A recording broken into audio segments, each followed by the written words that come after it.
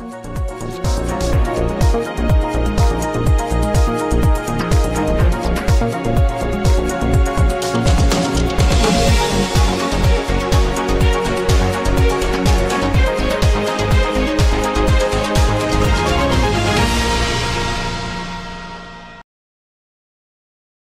पूर्वी दिल्ली के गोंडा विधानसभा क्षेत्र के भजनपुरा में स्थित दशमेश पैलेस में प्रत्याशी मनोज तिवारी का सिख समाज ने फूलमाला पहनाकर भव्य स्वागत किया और सिख समाज ने प्रत्याशी मनोज तिवारी को अपना भरपूर समर्थन भी दिया। वहीं सिख समाज का कांग्रेस के प्रति दर्द भी झलका। सिख समाज ने क्या कुछ प्रत्याशी मनोज तिवारी को कांग्रेस के प्रति नाराजगी जाहिर की, सुनिए उन्हीं की जुबानी। देखिए, आज हम मनोज तिवारी जी के लिए यहाँ पहुंचे। हमारी दिल्ली की सारी सिंह सभाएं, हमारे elected member Delhi Sikh Gurdwara management committee के और हमारी सारी स्त्री सत्संग जत्थे की हमारी सत्कारयोग माताओं ने आज मनोज तिवारी जी को भरपूर आशीर्वाद दिया। जो मोदी जी ने सिख कम्युनिटी के लिए किया है, गुरु तेग बहादुर जी का 400 साला मनाना हो, गुरु नानक देव जी का 550 साला मनाना हो, साहिबजादों के नाम पर वीर बाल दिवस देश का राष्ट्रीय दिवस मनाना हो, जहां अफगानिस्तान में फंसे सिखों को एयरफोर्स के जहाज बेचकर उनको वापस लाना हो, पंजाबी के अंदर सरकारी नौकरियां देने का काम करना हो, गुरु ग्रंथ साहिब महाराज जी के पावन स्वरूपों को अफगानिस्तान से लाना हो, यहाँ दरबार साहब पे FCRA लगाकर देना हो, या काली सूची हटाने का काम करना हो, 84 के कातलों को जेल में डालने का काम करना हो, और दूसरी तरफ कांग्रेस, पापी कांग्रेस है, वो कांग्रेस जिसके खून हमारे सिखों के उनके हाथ हमारे खून से रंगे हैं, ऐसी पापी कांग्रेस को कभी कोई वोट नहीं डाल सकता। इसलिए हम सब डटकर मनोज तिवारी जी के साथ खड़े हैं। हम मोदी जी के हाथ मजबूत करने के लिए खड़े हैं, अपने देश को आगे जाने के लिए। हर सच्चा सिख भारतीय अपने पार्टी केवल और केवल बीजेपी को समझता है और बीजेपी के ही लिए जीता है और बीजेपी के लिए ही मरता है। कन्हैया कुमार कह रहे हैं 6 लाख से जीतूंगा। नहीं, वो पता क्या कह रहे हैं, ऐसा नहीं कहा। उन्होंने कहा 6 लाख से मेरी गिनती शुरू होती है। मैं अगर सीधे स्पष्ट में कहूँ, उनका मतलब है कि 6 लाख मुसलमान है, मुझे एक तरफा वोट डालेंगे। मुझे लगता है गलत बात। ऐसी कोई भावना करना, जातों में देश को बांटना, और फिर ये तो वही लोग हैं जो कहते थे कि इंशाअल्लाह भारत तेरे टुकड़े होंगे, इंशाअल्लाह इंशाअल्लाह। ऐसे लोग जो टुकड़े करने वाले हमारे भारत के, मुझे नहीं लगता कि जिसके मन के अंदर भारतीय बसी है, जो माँ भारत का कर्जदार है, जो इस मातृभूमि का कर्जदार है, वो कन्हैया कुमार को कभी वोट डाल सकता है। ऐसे पाप करने वाले को मुझे नहीं लगता कभी भी डालेगी। आज सिख समाज जो साथ आया है, इससे कितना फर्क पड़ने वाला है? देखिए, मेरी कम्युनिटी के हमारी सिखों का जो सबसे बड़ा है, हमारा गुरुद्वारे में, हमारे सिंह साहिबानों में हमारी ताकत है। हमारे गुरुद्वारों के प्रधानों का हम बहुत सम्मान करते हैं। हमारी स्त्री जत्थे जो हैं उनमें ताकत है। और आज हमारी माताएं, जो स्त्री जत्थे की माताएं हैं, हमारे सिंह साहिबानों के गुरुद्वारा सिंह साहिब के प्रधान है, जो वो सिंह सभा के लोगों के आने के बाद मुझे यकीन है मेरे इस इलाके के अंदर 100% लोग भारतीय जनता पार्टी के साथ देंगे। कुछ लोग होंगे जिनको खूने पंजे से अभी भी प्यार होगा, उन पापियों को तो मैं कुछ कह नहीं सकता, लेकिन जो सिख होगा वो मोदी जी का साथ देगा। क्या लगता है, उन्हें सिख समाज सपोर्ट करेगा? बिल्कुल कन्हैया लाल का कोई सपोर्ट नहीं करेगा। जो कन्हैया लाल कह रहा है ना 6 लाख से जीतने की बात कर रहा है, वो 6 लाख से हारने की बात कर रहा है। कोई भी सिख समाज, जो इस इलाके के लोग हैं, सिख हैं, चाहे हिंदू भी है और गुज्जर समाज है, सब बीजेपी के भारतीय जनता पार्टी के साथ है और मोदी जी का साथ दे के मोदी जी को बड़ी भारी बहुमत से जिता के दोबारा तीसरी बार प्रधानमंत्री देखना चाहते हैं। और ये बात बिल्कुल सच्चाई है और सच साबित होकर रहेगी। ये वीर जी हमेशा जीते हैं, जीते रहेंगे और हमेशा जीतते रहेंगे। मोदी जी, आप हमारे लिए इतना किया, आपने इतना किया है कि हम बता नहीं सकते आपको। आप हमारे भाई, पिता और गुरु के समान है।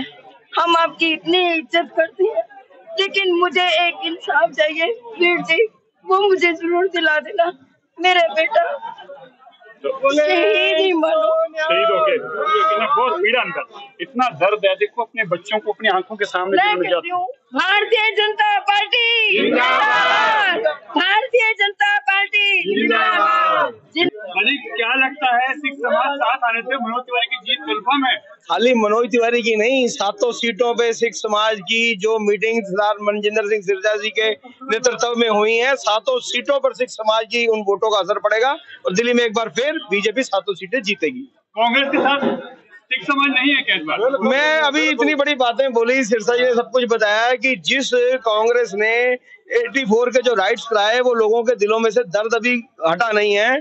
जिस कांग्रेस ने हमारे पवित्र स्थान दरबार साहिब पे टैंक भेजे, वहां पे गोलियां चलाई, तोप के गोले चलाए, गुरु ग्रंथ साहब महाराज जी के अंग अंग उनको अलग अलग किया, लीर किया, उस कांग्रेस का कभी भी सिख समाज का जो सच्चा सिख है गुरु का, वो कभी साथ नहीं देगा।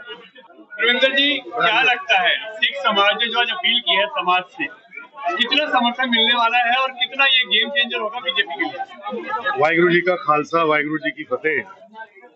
आज आपने देखा कि एक विशाल जनसमूह जो सरदार मनजिंदर सिंह जी सिरसा जी के हाथ मजबूत करने के लिए, क्योंकि सिख कौम की आवाज है वो, और सिख कौम की आवाज को बुलंदी पर रखने के लिए सरदार मनजिंदर सिंह सिरसा जी के हाथ मजबूत करने के लिए केंद्र में सरकार मजबूत चाहिए, तो उसके लिए मनोज तिवारी जी का यहाँ से सांसद होना अनिवार्य है। और पिछले 10 साल से वो यहाँ पे सेवा कर रहे हैं।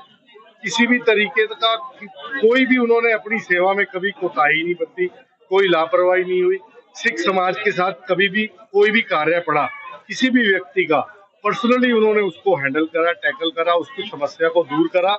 और मुझे लगता है कि सिख समुदाय जो स्पेशली आज अपनी पहचान के लिए देश में उसको एक पहचान की जरूरत है, वो नरेंद्र मोदी जी ने उसको मुकम्मल करा है, उसको पूरा करा है और एक पहचान दी है सिख समाज को कि देश को आगे ले जाने में, देश को अब तक यहाँ तक पहुंचाने में जितना योगदान सिख समुदाय का है, उसको मोहर जो है वो नरेंद्र मोदी जी ने लगाई। कांग्रेस ने पहले आप लोगों पर, खासकर सिख समाज पे बहुत अत्याचार किए हैं और अब एक ऐसा व्यक्ति, एक ऐसा कैंडिडेट दिया है कन्हैया कुमार, कितना समर्थन आप लोग उसको करेंगे और क्या समाज उसके लिए वोटिंग करेगा? आप देखिए कि सिख समाज ने अब तक भारत की हिस्ट्री में भी कितने तसीहे, कितनी यातनाएं झेली, चाहे अपने गुरुओं की शहीदी हो, गुरुओं ने अपना पूरा सर्वंस दान कर दिया, गुरु गोविंद सिंह ने अपने पिता को इस देश के ऊपर वारा, जिनको हिंद की चादर कहा जाता, गुरु तेग बहादुर साहब जी को अपने साहिबजादों को न्यौछावर करा। 1947 में जिस कौम ने सबसे ज्यादा यातनाएं, सबसे ज्यादा विछोड़ा था, वो सिख समाज था।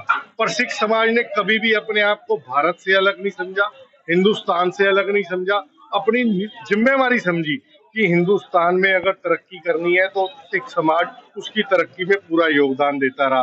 पर आज हम देखते हैं कि किस व्यक्ति को उम्मीदवार बनाया गया, जो ये कहता है संसद में बम फोड़ने वाले का जो षड्यंत्र करता है अफजल गुरु, उसको कहता है कि अफजल गुरु घर घर में पैदा होंगे, और ये कहता है कि भारत तेरे टुकड़े होंगे हजार। सिख समाज ऐसे किसी भी टुकड़ों को और किसी भी तरीके से सांप्रदायिकता को कभी भी बढ़ावा नहीं देता। सिख समाज इसकी घोर निंदा करता है और ऐसे कैंडिडेट की घोर निंदा करता है जो समाज में अलगाव पैदा करके अपना रास्ता बनाते हैं और अलग अलग देश को अलग अलग हिस्सों में बांटना चाहते हैं। मैं इनकी घोर निंदा करता हूं और ऐसे कैंडिडेट की भी मैं घोर निंदा करता हूं। और कांग्रेस ने ये क्या सोच के कैंडिडेट इस क्षेत्र को दिया, मुझे को बिल्कुल समझ में नहीं आया। वैद बाबूराम वर्मा, 15 सालों का इलाज का भरोसा। हमारे यहाँ आयुर्वेदिक औषधियों के द्वारा सभी बीमारियों का सुविधाजनक इलाज किया जाता है, जैसे खांसी, सांस, दमा, बुखार, टाइफाइड, मलेरिया, पीलिया, बवासीर, शुगर, हेपेटाइटिस, खूनी बवासीर, पिरमे, श्वपनदोष, लघु शंका आदि का इलाज आयुर्वेदिक पद्धति द्वारा किया जाता है। इसके अलावा सभी बीमारियों की जांच भी तसल्ली बख्श की जाती है, जैसे अल्ट्रासाउंड, एक्सरे, ईसीजी, रक्त, मलमूत्र, वीर्य की जांच इत्यादि। हमारे यहाँ दिल्ली सरकार द्वारा टीकाकरण, टीबी का इलाज व जांच मुफ्त की जाती है। हमारा पता है वैद बाबूराम वर्मा चैरिटेबल सोसाइटी, 329 गली number 9, Mandoli extension, near Nand Nagri bus depot के सामने, दिल्ली 93। आप हमारे नंबरों पर भी संपर्क कर सकते हैं। हमारे फ़ोन नंबर हैं 9213329205, 9211 478312 9910418312। आप हमारे चैनल पर भी दिए गए नंबरों पर भी संपर्क कर सकते हैं। हमारा फ़ोन नंबर है 8506973234।